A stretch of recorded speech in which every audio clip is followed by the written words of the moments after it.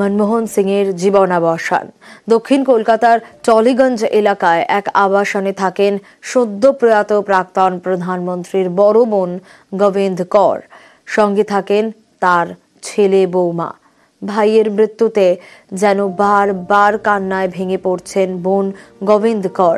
সেরকমই দেশের প্রাক্তন প্রধানমন্ত্রী শুধু নয়, পরিবারের ফাদার ফিগার মামাজি মনমোহন সিংয়ের মৃত্যুতে শোকে বিহ্বল ভাগ্নে গুরদেব সিং এবং তার স্ত্রীও।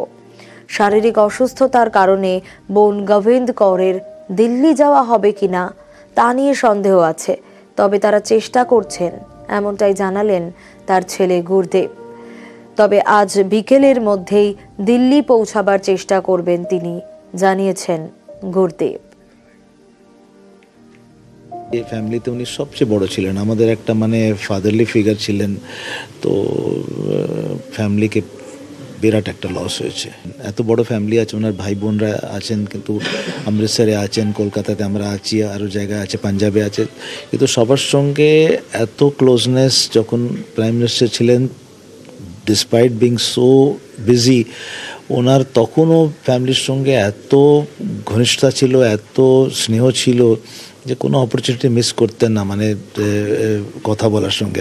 আমি জানি যখন কলকাতাতে যখন আসতেন as a prime minister also, বাড়িতে অনেক সময় আসার পসিবল হতো না, তো আমাদের গভর্নর হাউসে ডেকে নিতেন যে দেখা করে যাও আমার সঙ্গে।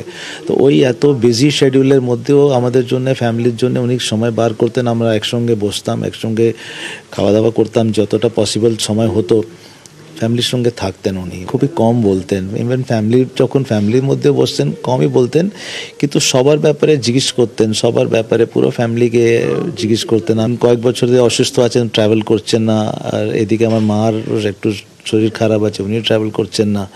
তো আমি জাস্ট একটা সাজেস্ট করলাম যে আপনি একটু মাকে, তো এতদিন ধরে দেখা হয়নি, তো একটা ভিডিও কল আপনি করবেন। তো আমি ভিডিও কল করালাম, তো এদিকে মাও খুব ইমোশনাল হয়ে গেছিলেন, আর উনিও খুব ইমোশনাল হয়ে গেছিলেন। That was very touching scene, খুবই একটা ও ছিল।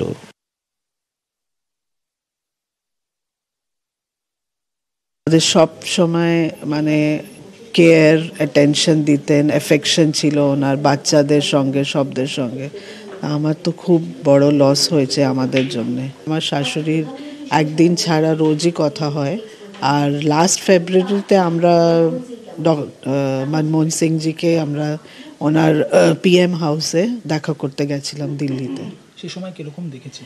ভালোই ছিল, আমাদের সঙ্গে বসে কথা টটা বলছিলাম, কিন্তু চলতে একটু অসুবিধা ছিল, তো একটু হুইল চেয়ারে বসেছিলেন উনি, কিন্তু এমনি ভালোই ছিল, কথা বলতে। হ্যাঁ, ওনাকে রাত্রেবেলা আমরা কিছু বলিনি, ওনার ঘুমিয়ে পড়েছিল। এখন সকালবেলা বলে একদম কান্নাকাটি হচ্ছে, আর একদম কিছু বলতে পারছে না। উনি শুধু একটাই কথা বলছে, আমি দিল্লি যাব, আমাকে যেতে হবে।